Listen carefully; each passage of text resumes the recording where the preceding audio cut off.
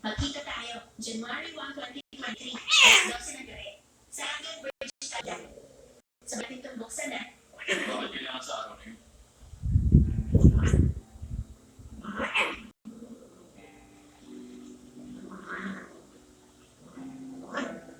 Para mabago ko ang kapalaran na meron ka. Nakikiusap ako sa'yo. Gusto ko lang na mabuhay ka.